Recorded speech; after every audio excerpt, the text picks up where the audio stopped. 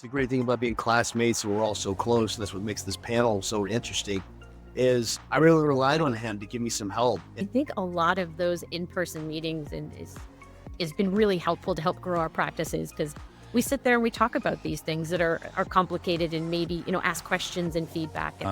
We've kind of gone through the battles together. And so that's where it's a little bit easier to have those discussions on, empire building or, anything else that we're looking for. This is Optometrists Building Empires, and I'm your host, Ankit Patel. Each week, we'll explore the journey of practice ownership and leadership in optometry. Join us for insights and strategies from the top minds in our field. This show is sponsored by My Business Care Team. My Business Care Team helps your office increase revenues, reduce costs, and reduce staffing headaches. Let's build your empire together. Today's episode is a special one. We have a special panel with us today featuring 3 accomplished optometrists and entrepreneurs. And what makes this conversation especially unique is that all 3 guests have graduated together from Indiana University back in 2008, and each has gone to build on impressive careers and businesses within the industry. So I'm super excited to dig into their personal journeys and hear about the lessons they've learned and, some hardships and what they've accomplished in their careers. So today, joining us, we have Dr. Patrick Curran of Johnson Curran Optometry Centers, Dr. Jeni Kohn of Moses Eye Care, and Dr. Andy Yaryan of Yaryan Eye Care Center. So welcome all. I'm going to ask this question one by one, and then we're going to kind of take it as a panel discussion from here. But the first question is always, what was the most important thing that helped you grow your empire? And Jeni, I'm going to ask you to kick it off. That is a great question. And I can think of, a million things off the top of my head. But I think kind of the one thing that stands out the most is the structure that we put into place for our growth. So a little background, we have 12 locations. It's a family-owned practice. My dad, my brother, and I run it. And when I joined the practice, it was 4 locations. And, they were kind of seeing all the offices part-time. And very quickly, as we started adding locations every 18 months to 2 years, I couldn't do it all. There's just no way to see patients and do all the staff and the HR and everything that goes running with a business. So we put in a structure that really allowed us to grow. And within that structure, and this is the other half of it, is the key leadership. You have to have the right people on the bus, and you also have to have them in the right seat.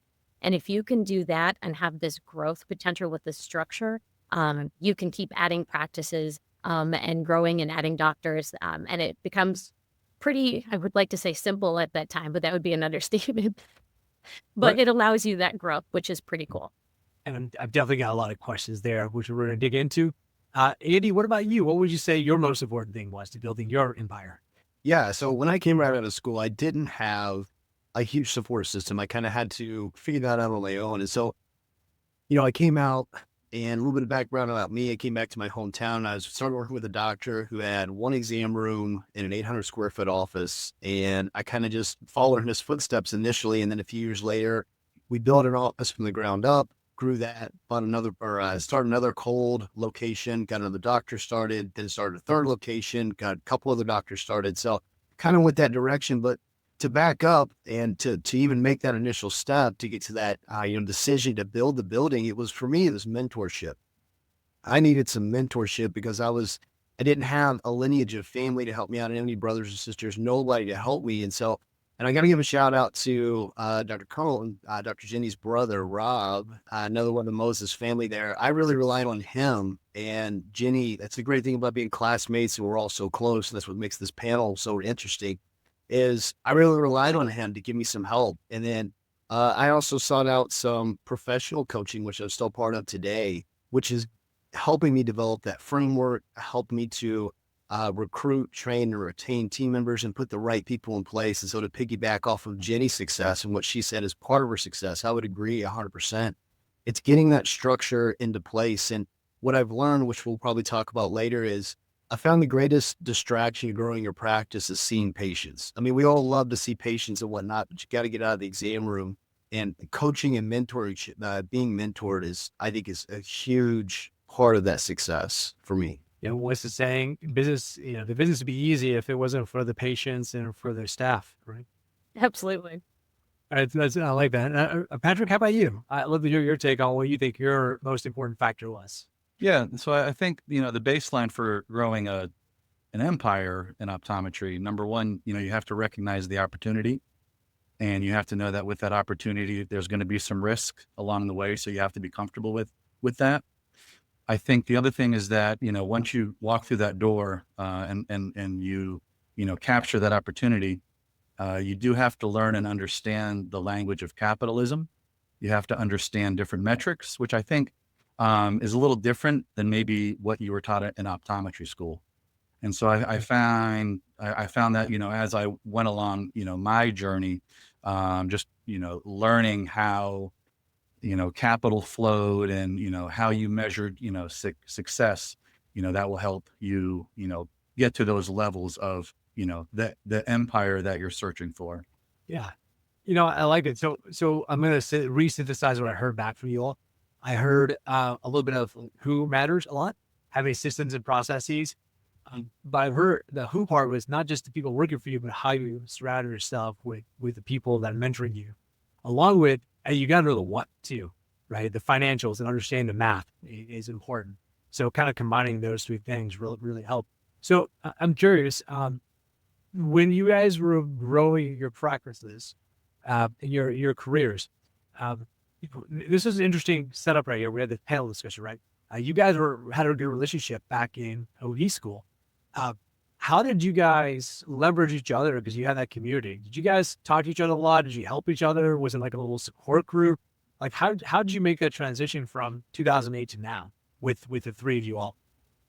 I'll let Patrick, I'll let you start with there, and we'll kind of go around the table there. Yeah, absolutely. Again, I appreciate going first. I'm eager to hear what the other panelists say. But I think the one thing about our class is I think we were extremely close. I think there was a subset of our 80 plus people who went through the ups and downs of school and kind of had the same shared experiences.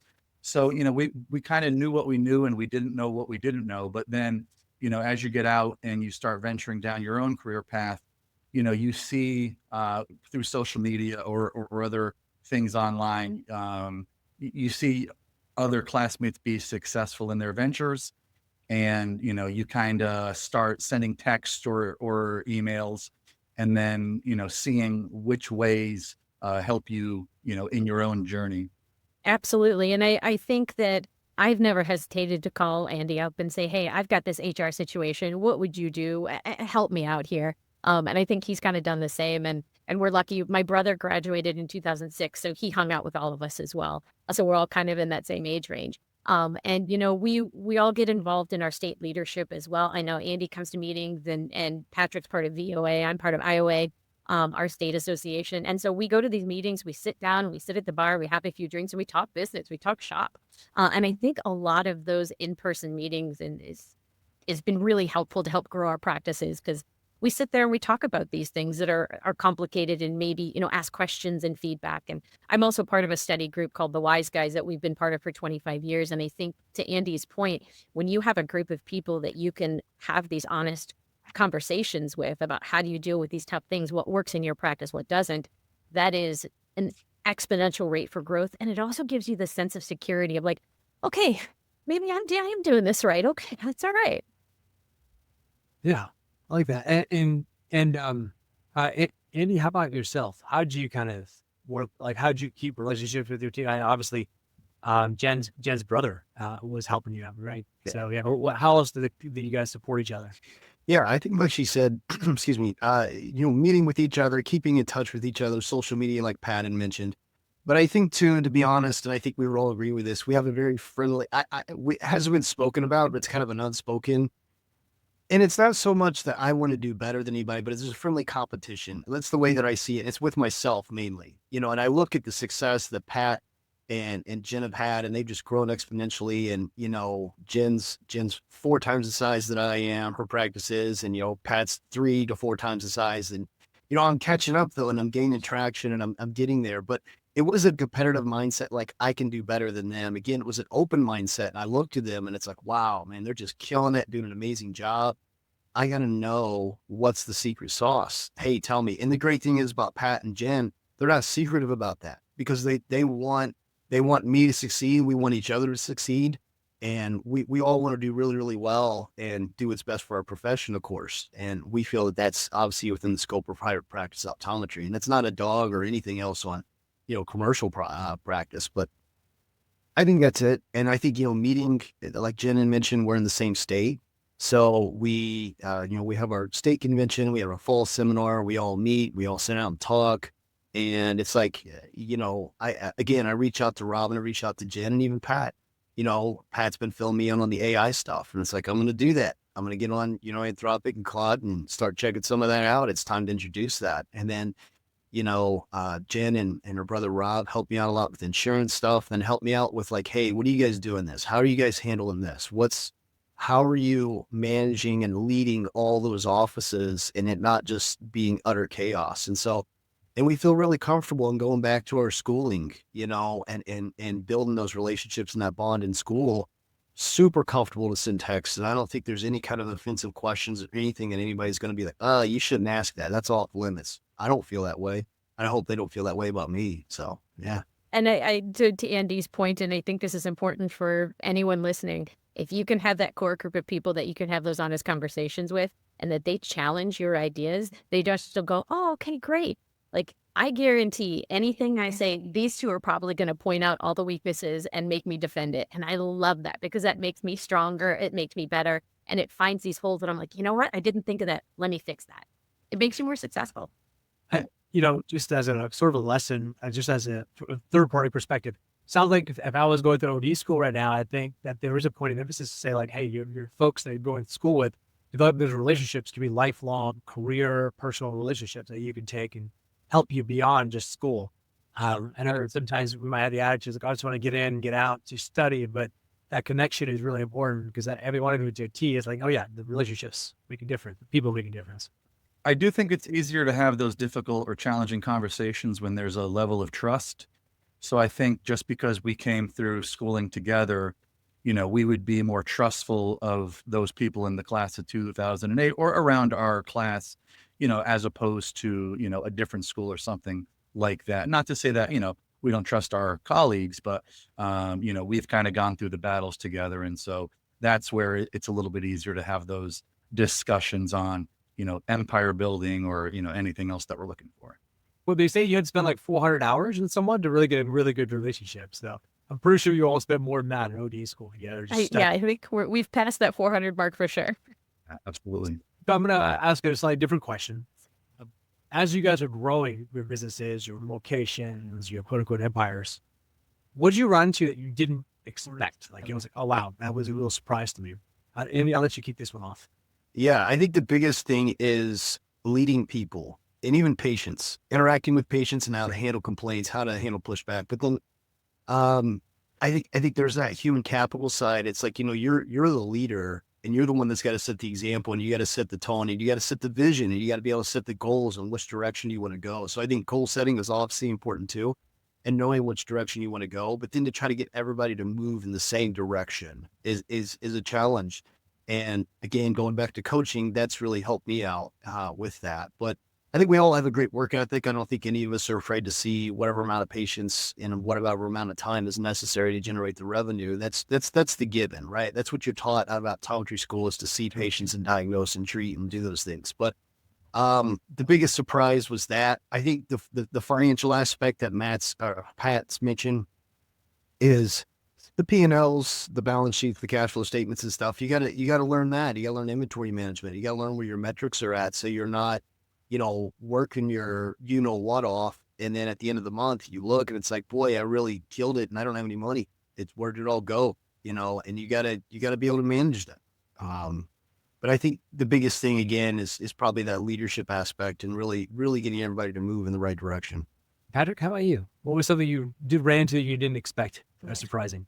Yeah. So I think, initially, coming out of school, your main focus is the outward patient care. And so you adjust from the academic setting to more of the real world setting where, maybe you're dealing with more third party payers and you're trying to learn how that system works. I think as you develop through, that's one point where, you have to kind of learn the second point, when you're growing your business is, the admin or the operations side, and just kind of looking at what's going on behind the scenes, and, making sure those things are taken care of, which is, completely different than the outward patient facing aspect of your practice, and trying to balance that. And then, the third thing is that, nobody's operating in a vacuum.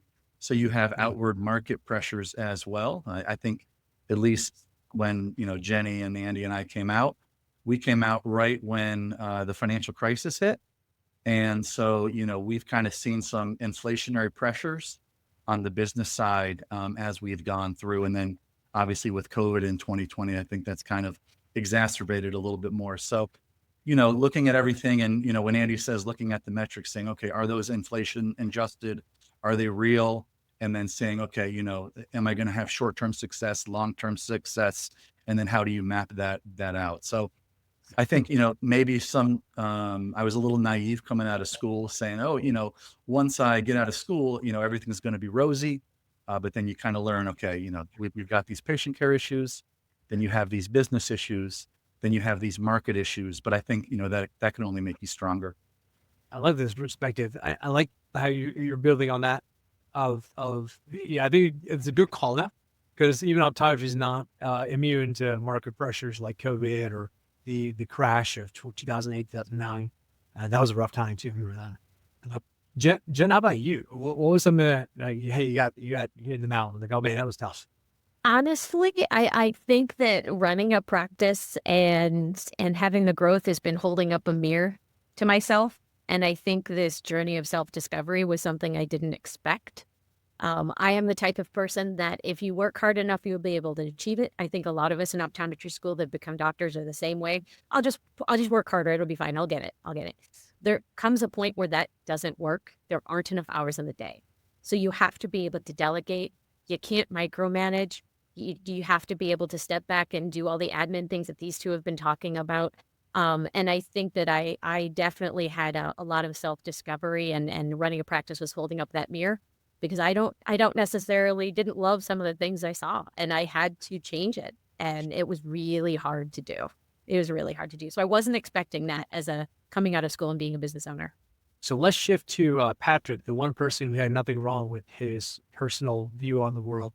And I'm just kidding. I'm just teasing you, Patrick. But I like your approach. I want to touch on, so Andy, you talked a lot about like coaching. Jen just talked about like, hey, this was a lot harder than I thought. Patrick, I like your perspective on the market forces and financials too. So I want to touch on that a little bit too. On this podcast, we've heard a lot about the individual journey. What was a so surprising thing from like, let's get specific, like specifically what about the market was different? What made it difficult with the optometry business? Was it not getting enough patients? Was it not converting, managing the COGS, managing staff? Like specifically on the financial side or the management side, what specifically did you see as challenges through the ups and downs through the years?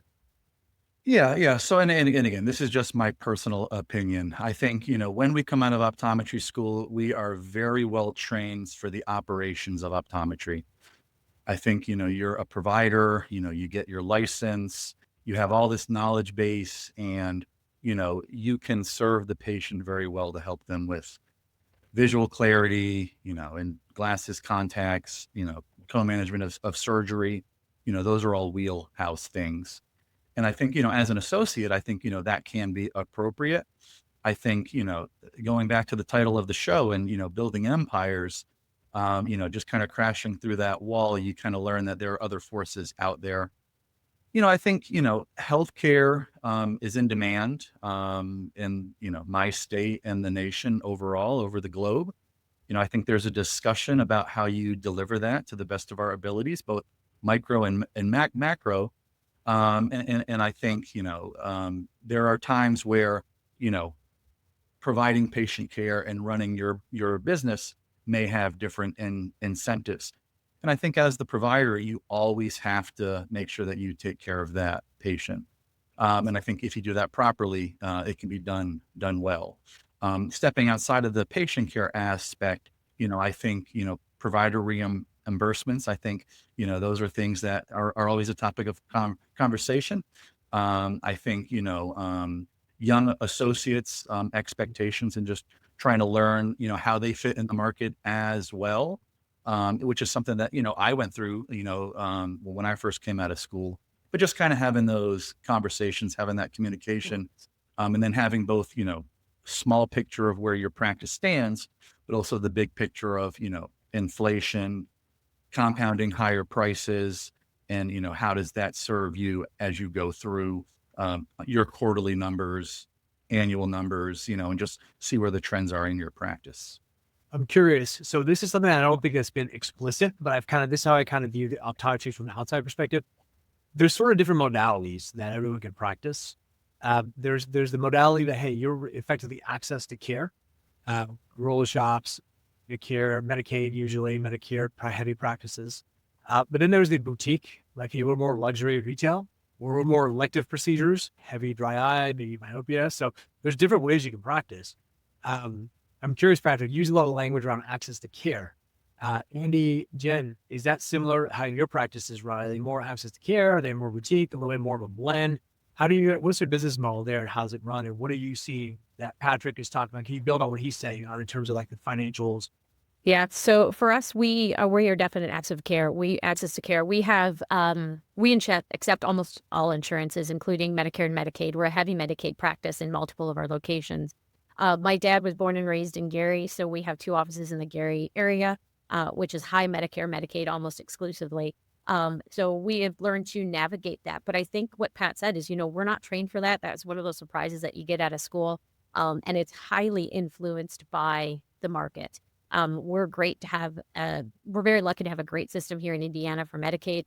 But my dad was a third-party chair of Medicaid for 35 years. So we know how to navigate. We know how to use those programs. We know how to make sure that we get reimbursed, because I think that's the other part of it too. Like coming out of school, I didn't know to read an EOP. I didn't know to look and say we didn't get paid. Oh, my staff's writing that off. Why are you writing that off? Are you kidding me? We need to fight those claims. But if you're not looking and not paying attention to it, that's huge. The outside forces, like the insurance companies, they're down coding you. And if your staff doesn't tell you, if you're not looking at it, you're not getting paid.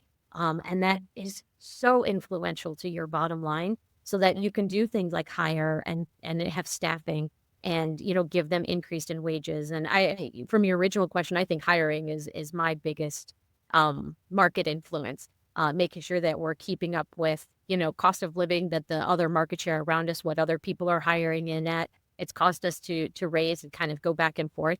And that's been an ongoing thing for years now. So, and I found that to be a huge challenge personally. Appreciate that insight. And Andy, how about you? Well, what are your perspective on this? Yeah, again, for us, we're in small communities, rural Indiana, but we definitely access to care. So kind of similar to Jen's practice, we have Medicare, Medicaid, and we have commercial payers and whatnot. But yeah, to the best of my knowledge, and I keep up with it, I don't look at it every single week or month, but as far as reimbursement rates from insurance companies have not kept up with inflationary pressures. They have not. And so then you have to create that margin elsewhere when you're capped from insurance reimbursement rates in order to be able to, pay your team members more, and you have to be able to retain them, right? I mean, you can't just look at your team and be like, okay, we're going to hire you at this, and then we're just going to keep you there and maybe give you a 2 or 3% raise every year, regardless of your performance and your results. It's like, you can't do that. And we try to focus on our practice about results-based compensation. Yes, you have to pay a competitive hourly rate. You're going to have to figure that out. And so what we've done this year in our practice is we said, okay, how can we generate more revenue and get more money to fall to the bottom line? Yes, we're going to look at maximizing reimbursement rates and make sure we don't get down coded and we're not writing things off and we're chasing after the denied claims. But, we're bringing in a vision membership plan where we realized that just in we launched it April 1st. And at the end of this month, we've had 72 people sign up that pay out of pocket that I really didn't realize that we had. I figured we'd get maybe 10, 12 a month. Well, now we've gotten 72. And then we're bringing in IPL, and you think, oh my gosh, I'm in one of the poorest counties in Indiana, but I also, did a little bit of research before we committed to buying it. And we kind of did a very loose survey, like, hey, would you pay for a product, that would relieve this, and go through that whole process. And we found out we had more people say yes. And so then we committed to buying the IPL, and, we're doing that. And so we're trying to figure out ways, even outside of insurance, to maximize reimbursement, retain those patients and still have, revenue and margin left over to operate the business and retain our team members by increasing compensation. What are current struggles? I know a lot of people, we kind of touched on it, staff, reimbursements. You guys kind of touched on how you're dealing with. How would you suggest to someone who might be struggling now, based off of what you've experienced, how to deal with either staff challenges or reimbursement challenges or both? And so you guys kind of hinted at a little bit about like wage payments, about right seat, right bus. Throughout the course of my career, I try to focus on, staff retention and whatnot. But what we started becoming really intentional about in the last 2 years is getting in front of our staff every 90 days. So I have a group of team leaders, and I have 4 team leaders and an administrative assistant, so maybe 5. And we every 90 days we get in front of the team and we flat out ask them. We tell them where you're doing well, where you need improvement, and then what can we do to improve? Tell us, are you happy with your compensation? Are you happy with the hours? Are you happy with the culture? Are you happy with all of those things? And, we try to get out ahead of it in order to make sure that, we are keeping those people. And because, we want to invest, and we want to train those people. And it makes it really tough if you put a significant amount of time and money into these people, and then they, a few months later, like, hey, I'm leaving. And then it's like, you feel like you got to start back over at square one because you got to hire somebody and then train them back up. And then if you're not able to retain them, that could be a really, really big challenge and kind of thwarts some of your expansion. And so that for us has been the biggest, I think, challenge that we feel like we've headed off. We noticed that our turnover rate has now dropped significantly in the last year and a half. And money is important. And I'm not shy about that. I talk about that with my team, and I try to create as much opportunity as I can with them. Hey, you help the top line go up, you're going to get a little bigger piece of this pie. Okay. That's where it's going to come from. And so and here's how you can do it. And then we sit down and specifically go over, points about how you can help generate more revenue. Jen, how about you? Staffing, you can choose staffing challenges, you can choose reimbursements. Everyone kind of talked about both. Yeah, staffing is a big one, and I'm gonna kind of play off Andy's comment here because I think it's culture and confidence. So you have to have the right leadership that has the right culture. If you're not setting the right culture in your office, I don't care what you pay them, it's going to be a toxic environment, and they're going to leave. Period. And we've seen that kind of happen. My husband always says addition by subtraction. So if you've got that one bad apple and you get them out there, all of a sudden, without even hiring, everything's doing better, everything's running better. So the office culture, I think, is huge. You've got to set that intentionally, and you have to have leadership that exemplifies that for sure, and holds the staff accountable to it. The other is confidence. We have an extensive training procedure in each of our departments. So, we have benchmarks. Everybody goes through these exact benchmarks. They have to sign on them. The trainer has to sign on them. The team leader we have team leads as well. Team leader has to sign off on them.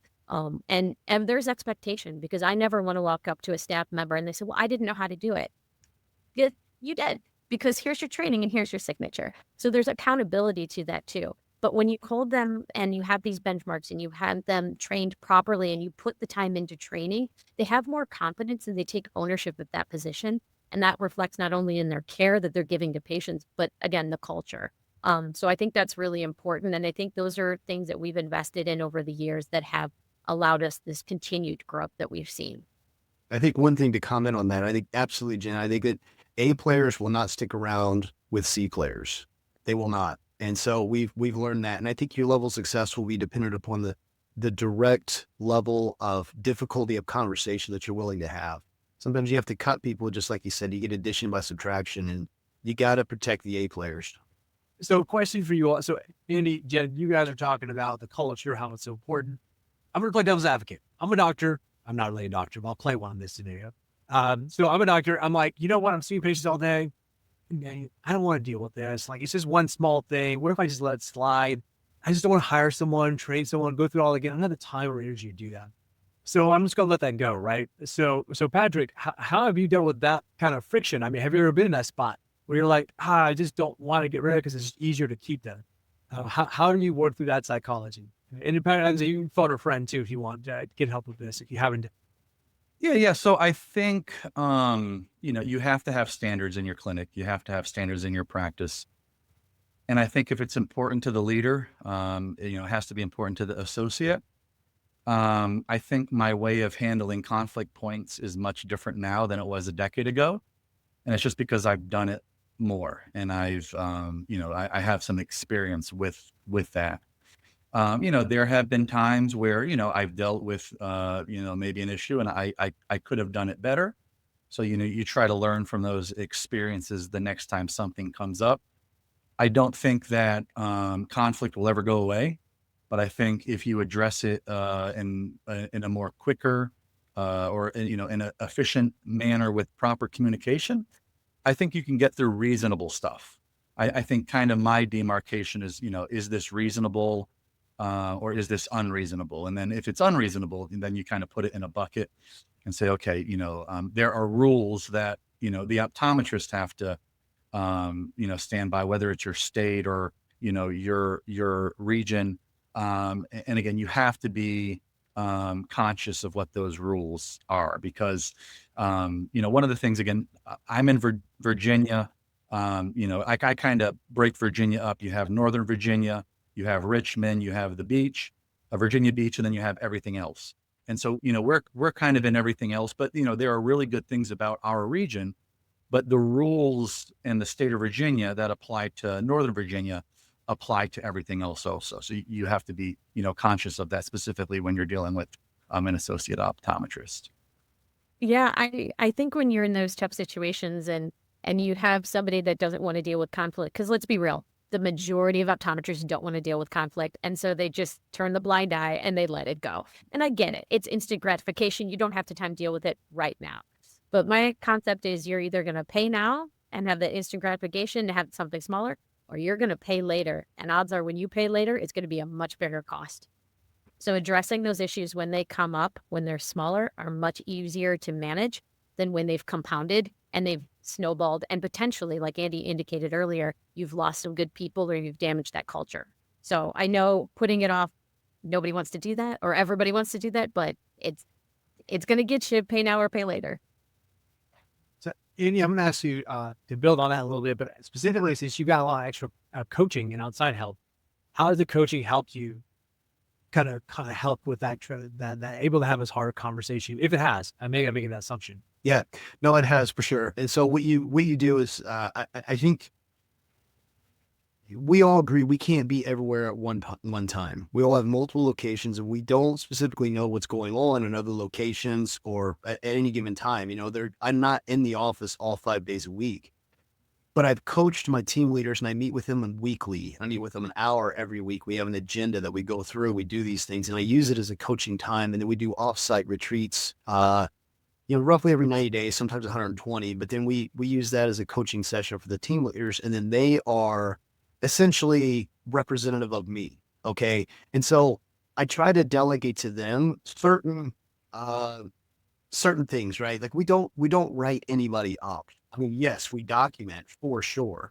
But, I use the analogy of if you're doing 55 and a 35 and you're driving and a police officer pulls you over and he gives you a ticket, well, the officer's correct. You were speeding, but do you drive away from that thinking like, oh my gosh, I'm so glad he gave me a ticket. He's right and I was wrong, and I might get some pushback from that from some team members, but I found that, yes, there are conversations that you have to have and you have to document, but I use them as coaching sessions, either with team leaders or with those team members, but addressing it right then and there. Do not drag out. If you hear there's a problem going on and your team leaders can't solve it, or they don't know how, or they just need some clarity or direction, you've got to almost stop what you're doing, address that immediately.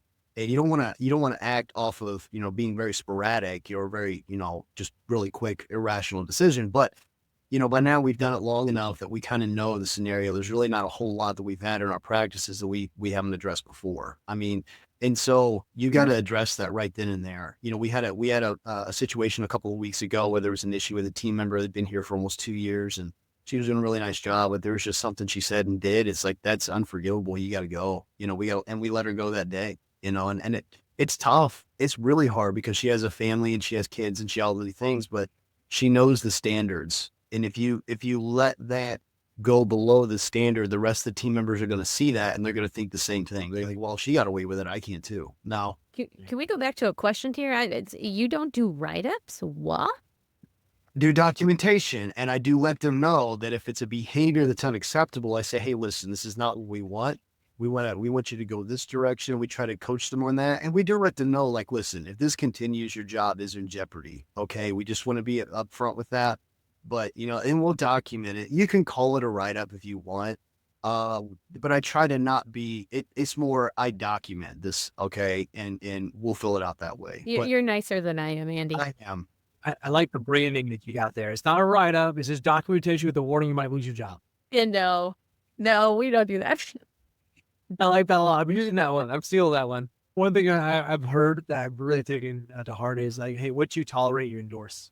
Yeah, and it's really, I mean, I have to take my own lessons sometimes, but it's I think below the floor activities, what we call it. It's like, there's just some stuff like, I'm just like, we're not going to deal with it, guys. Like, hey, if you're not able to be proactive, it's just not going to work here. If you're not going to learn a little bit on your own and just try to be proactive, try to come up, it's not a good fit. We have a saying that says, if you're not addressing it, you're blessing it. There you go. So between the three of you all, what is the most memorable experience from OD school that really formative for you? I don't think I can share those. G-rated version, ladies and gentlemen. G-rated version. I will say we were an incredibly social class. And if you want to say that, we went out a lot. And that's what made us, I think, bonded us a whole bunch. I have a roommate, we'll say his first name's Zach. And Zach's a practicing optometrist in Indiana and doing great for himself. But we had an apartment that was right downtown in Bloomington. And it was on the square, really close to it. And we would have people kind of come and go because we were a walking path between the bars and then going back to where the school was, where a lot of people lived. And so we'd have people stop in, we'd have get-togethers. And so it was a really good time. And of course, I think the AOA National Convention was in Las Vegas in summer of 2006, I think. I don't think it's been there since. Let's just put that out there. So what will the saying about what happened in Vegas stays in Las Vegas, we'll stop with that. You can, whatever you're thinking, whatever imagination that you have, that. The thing I love too is that it hasn't just stopped at optometry school. It's not like living the heydays. We still do a trip every year where we go to Michigan, and there's about 15 to 20 of us that get invited, and now it's our families. The kids, they go skiing. So it's this trip we've been doing for 20 years since we graduated. And we always get together when we're at AOA or the state convention. I mean, I saw Pat in DC just a couple months ago. So it's not just these one-time things. The story is still being written, which is pretty great. One thing I will say is that we had another friend who was in a band back in optometry school, and that was a lot of fun. But recently, I must say, Indiana is the only optometry school that can lay claim to having both an undefeated national championship basketball team and undefeated national championship football team.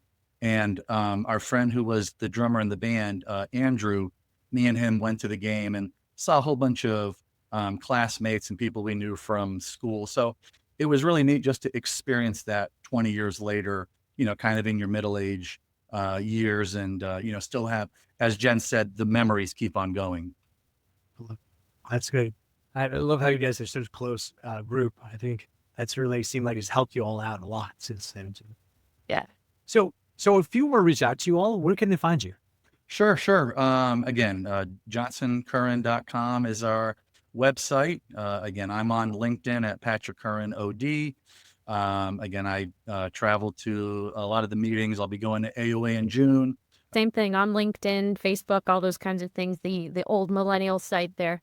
I'm heavily involved in the state level and the national level, so you can always come up to me at conventions. I welcome conversation. I love it. I think it's great. I'm happy to give my email if you'd like to do that. So I reach out at any time. I have no problems engaging in conversation. I think you can tell that we all just love to talk shop. No, same thing, the basic, email, yaryan@carecenter.com, and then, LinkedIn, and then Instagram too, just andy.yaryan. That's my personal account. But anyway, you can get a hold of me. I'm just a guy. I'm just Andy, I'm Dr. Yaryan, I guess, between these four walls, but outside of it, to my little community, I'm just Andy. And so I love going down and talking to the private practice schools and or private practice optometry. I think one other thing that, we all enjoy is that if there are younger graduates or, people who are in the first decade of practice and, they're trying to build something, If they do see us at any of these meetings or want to send us a message, we'll be happy to help. So Always. I want to say thank you all, Andy, Jen, Patrick, again for being on the show. It's been great having you as guests. And I want to share one takeaway that I kind of synthesized.